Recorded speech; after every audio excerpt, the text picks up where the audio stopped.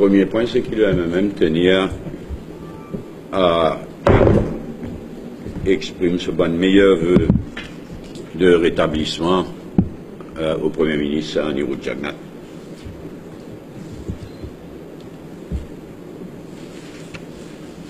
Dans le plan local, nous tenir à dénoncer la lâcheté du ministre Soudan.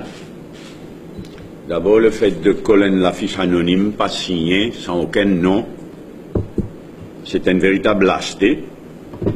Mais il est grave aussi parce qu'il y a une affiche, il y a une démarche de Soudan et de Soban Dimoun qui vise à essayer de provoquer une réaction communale, mais qui en même temps absolument ridicule. Comme on le connaît, Soudan et Soban Dimoun osé dans sa affiche qui attaque moi personnellement, mettez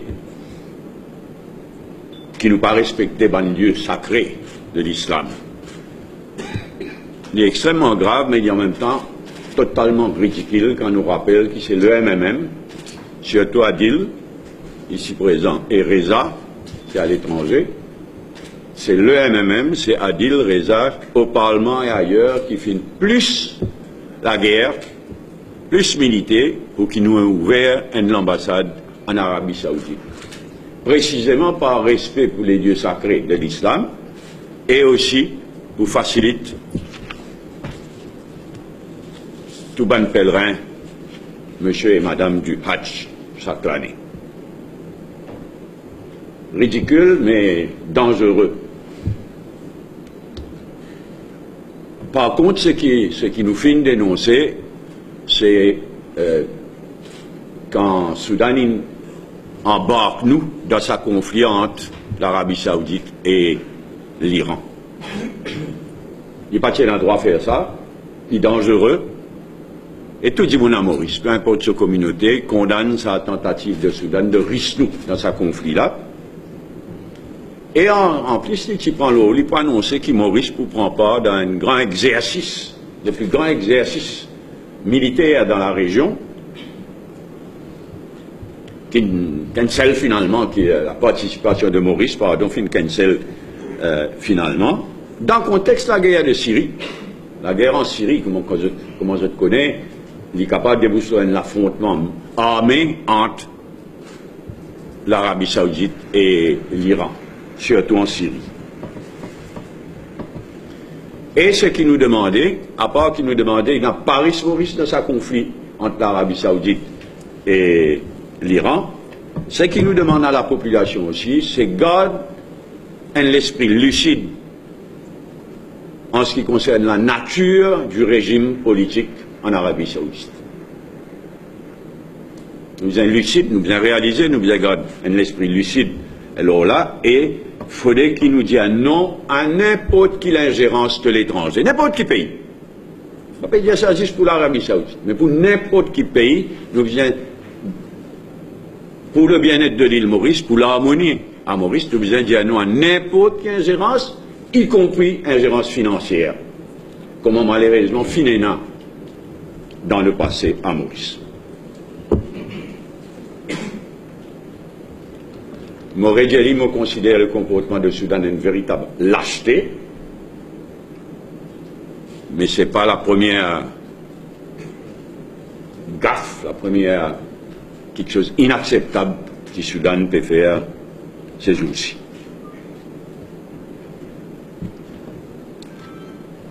Deuxième remarque, le speaker, il est bien triste qu'il y ait une situation que un speaker qui mentit purement et simplement. La médecine est ça. Un mensonge pur et simple.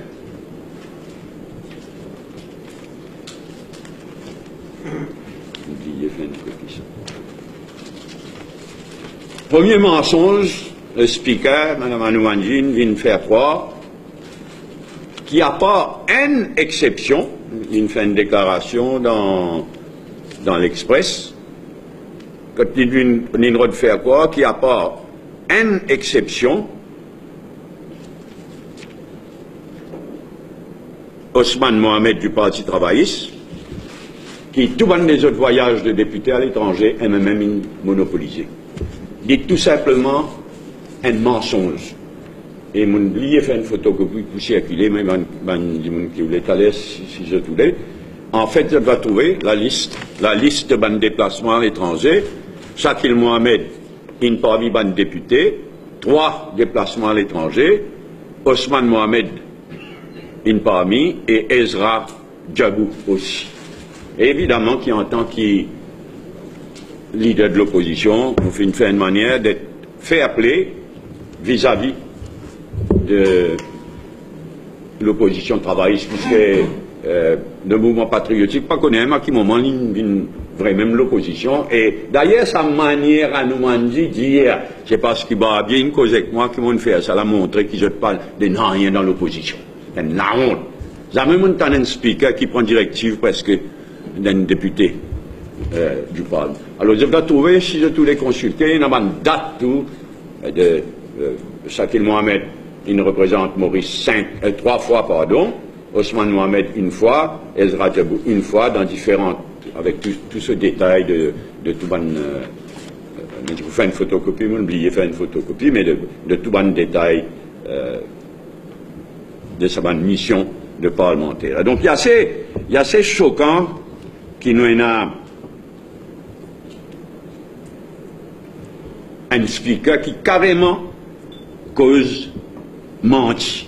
Vous ne faites moins de devoirs, puisque le Parti travailliste, depuis les élections dans l'opposition, fait de la place, donne l'occasion au Parti travailliste d'être dans ma mission. Et pas seulement ça, je dois rappeler, parce que Mme Speaker est tellement hystérique, l'opposition n'est même pas réalisé, quand il disait nomme 4 Jibon, le LICAT Parliamentary Committee. Mais là, évidemment, on fait moins de devoirs, l'OSA 4 là, un député travailliste. Il est vraiment révoltant. Il peut dévaluer sa poste de speaker là complètement. Et dans le cas de IPU, Adila Miamia, il n'est même pas comprendre ce qu'il fait franchement. Et il y a certains postes dans l'organisation parlementaire internationale qui ont besoin de continuité. Par exemple, SADC Parliamentary Forum, ACP, vous besoin choisir un député qui est du gouvernement, qui est de l'opposition, qui peut faire le suivi, qui peut participer, qui peut avoir l'expérience et qui peut participer pour prendre même bonne responsabilité. Et c'est le cas de IPU. IPU, c'est Inter-Parliamentary Union. C'est la seule organisation qui regroupe devant le Parlement du monde entier et qui vraiment fonctionnait. Il vraiment fonctionnait.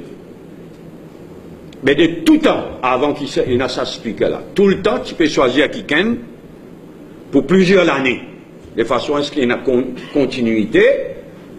Et du monde là, il a même l'occasion d'assumer un poste de responsabilité dans l'organisation. Si vous changez chaque voyage, vous changez chaque réunion, mais jamais vous ne pouvez pas exercer un poste de responsabilité, jamais quelqu'un vous comprend qui manière ça IPU là, ça l'organisation là fonctionner. C'est pour ça qu'il nous nomme Adila Miamia pour une réunion régulière. Après, on a les autres réunions, quand les autres disent, on a les autres réunions de l'IPU. Moi, j'ai l'impression qu'il n'est même pas comprend ça, il n'est même pas conscient de ça. Par contre, moi, renouveler mon défi. La seule, il vient dire, en temps et lieu, il pour rendre public tout ce bon voyage. Il est choquant, il y a une petite 8-16. Depuis les speakers, moi, je remettre au défi, donne la liste de bonnes missions. Avec combien ça a coûté. Moi, mettre au défi. Et nous voulons ça dans le Parlement. Puisque les périodes de la guerre, nous voulons ça dans le Parlement. Mais il est vraiment triste. Un speaker qui mentit, qui dévalue le poste de speaker, et qui fait cheap politics. Parce qu'il y a ça, bah, bien, il est tellement bête, il dit la vérité, dans la gazette de ce matin, il est tellement couillon. Il vient dire, maman, non, on fait représentation, il me félicite. Le speaker, mais naturellement, imbécile. Fait cheap politics, cheap party politics, le Parlement de l'Inoris. Comment on dit, les bonnes camarades qui voulaient, sorry, m'ont oublié faire une photocopie, les bonnes camarades qui voulaient. Hein? Ouais. Tu vois le détail de ma mission, de mon membre de l'opposition travaille. Quatrième point, ban planter. Un petit planter légumes, il a bien souffert à l'occasion de la dernière inondation récemment. Nous tenir à condamner le fait que le gouvernement n'a pas pu faire ce qu'il devait faire pour aider ces petits planteurs-là, faire face à ces difficultés-là et produire le plus rapidement possible pour la population. Nous tenir à condamner. Le gouvernement n'a pas pu faire ce qu'il est capable de faire, ce qu'il disait de faire. Et ce qu'il disait de faire, c'est un ramène-moi à 2005, quand nous étions au gouvernement, dans le gouvernement 2000-2005. En 2005, il y a un heavy rainfall cyclone au début de l'année, qui fait beaucoup de dégâts. C'est pas les mêmes affaires.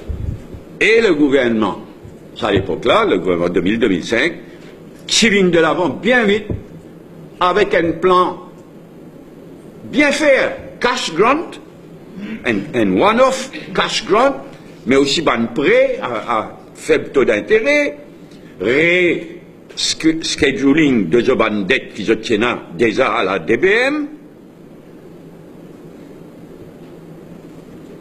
ban seeds free pour relance la production, et quand ça coûte de main financier là, tu fais aller naturellement d'une façon graduée. Quand il perd 25% de sa production, il gagne temps, s'il perd 50%, etc. Là, d'après ce qu'il m'a trouvé, le gouvernement vient de l'avant avec un cut-off. Il faut qu'il perd 50% en production, si on en bas ça, zéro, pas gagner rien. Comment vous dépassez? Mais d'abord, pour une trick, l'eau vérifier, qui s'en a. Mais après, si quelqu'un perd 48%, sa production, zéro. Alors, nous tenir à exprimer notre solidarité, avec un petit planteur de légumes qui est bien affecté, et nous demandons au gouvernement de faire le nécessaire, corriger ce qu'on besoin corriger, et inspire de le précédent de 2005. Un autre secteur qui a un développement bien important qui interpelle nous, c'est la pêche. Alors, le ministre de la Pêche, Prem Kunju, vient annoncer, cette semaine-ci, que le gouvernement peut venir de l'avant avec un projet de loi pour interdire la pêche complètement dans tout le lago. Mais il y a une décision d'une portée considérable. Et en tant que leader de l'opposition, donc, moi, je dis à le gouvernement, pas d'être venu de l'avant, brique comme ça, avec un projet de loi. Commence par qu'il y a un white paper. Commence par qu'il y a un document, un white paper, avec tout un chiffre qui supposément justifiait une mesure pareille. Tout un chiffre, tout un fait, et qui bonne proposition du gouvernement était. Est-ce qu'il vraiment le gouvernement peut décider pour interdire la pêche dans tous les lagons indéfiniment? Ce n'est pas possible. Si pour une période pour permettre un lagon renouvelé, mais donne les détails. Est-ce qu'il faut une compensation pour tout ce ban pêcheurs qui peut affecter là? Pas qu'à annoncer comme ça, une loi pour interdire. Venir avec un white paper, un document donnant tous les chiffres, tous les détails, et bonne proposition du gouvernement, et aussi dialogue avec bonne organisation de pêcheurs. Qui dit côté petit planteur, qui dit côté pêcheur, quand je bonne l'intérêt, je besoin au moins respecter, je dialoguer, récolter je bonne l'idée avant de venir avec bonne proposition formelle.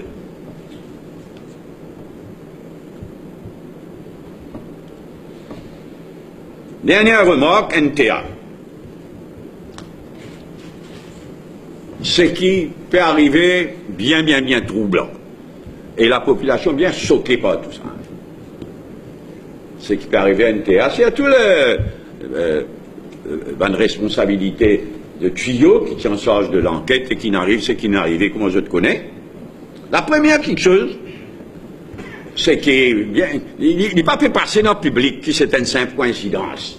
Que le commissaire de police, il prend certaines décisions, juste au moment que tu as le découvert, que Ganga, possiblement, le ministre Ganga, possiblement, involve dans ce scandale.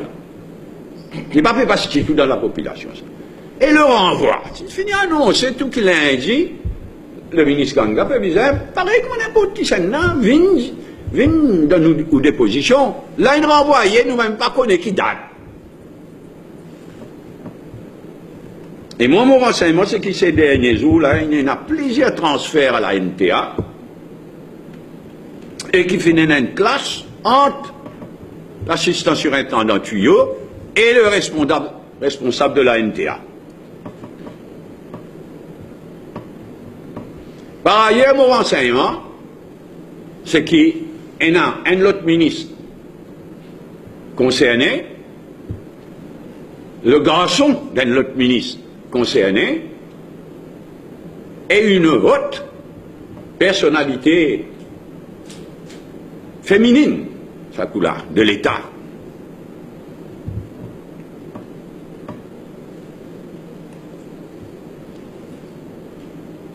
Bon, le commissaire de police, il vient expliquer qu'il vient faire l'exercice général, il nomme, comme pour une coïncidence, il nomme un surintendant, l'Olaté, l'assistant surintendant Tuyau, juste au moment que l'enquête peut déboucher le ministre Ganga, lui, il vient expliquer qu'il fait ça pour toute bonne région, toute bonne district. Bon, on ne donne ni le bénéfice du doute, seulement pas de cover-up. Nous ne pouvons pas accepter, nous ne pouvons pas permettre qu'il y ait un cover-up dans ces affaires. Nous pouvons donc suivre de près, et si vous êtes au public avec plus de détails, nous vous faire lire, évidemment. Je termine par une courte remarque sur l'élection qui fait que dérouler. Premier tour des élections présidentielles au Comores. Il y a pour autant pour nous, puisque les Comores dans la commission de l'océan Indien, pays voisin, qui a beaucoup crainte que cette élection-là, comme dans le passé, une élection dans le passé, au Comores, fait une catastrophe, la plupart des temps. Donc, il y en a beaucoup craint. Bravo qui finit enregistrer un grand progrès dans l'organisation de l'élection. Réalise un grand progrès, qui est un observateur étranger, y compris François Zabel, qui est dans l'équipe d'observateurs de la Commission de l'océan Indien. Il constate un progrès. Mais il y a en même temps une protestation. Une protestation qui l'argent distribué pour acheter un vote, pour acheter une carte d'électeur, etc. Et là, surtout, finalement, une protestation, la manière qu'il compile les résultats. Le déroulement du vote même finalement, bon progrès, mais là, il y a une protestation grave concernant la manière qui compile les résultats pour qui 3 candidats qui pouvaient. C'est les trois premiers qui n'arrivent, premiers qui pouvaient faire face au deuxième tour le 10 avril. Donc, il y en a progrès, il y en a protestation et il y en a beaucoup crainte concernant sa vote du 10 avril. Ça fait là, il y a vraiment une grande crainte qu'il y ait une fraude électorale sur une grande échelle. Nous souhaitons bonne chance aux Comores. Évidemment, aujourd'hui, l'opposition peut faire un grand rassemblement dans la capitale, Moroni, espérer que tout déroule tranquille. Et nous demander que nous continuions, l'île Maurice même, la Commission de l'océan Indien, nous continuons, accompagne les Comores et nous donne tous nos coups de main pour que ça, deuxième tour du 10 avril, déroule dans les meilleures conditions possibles.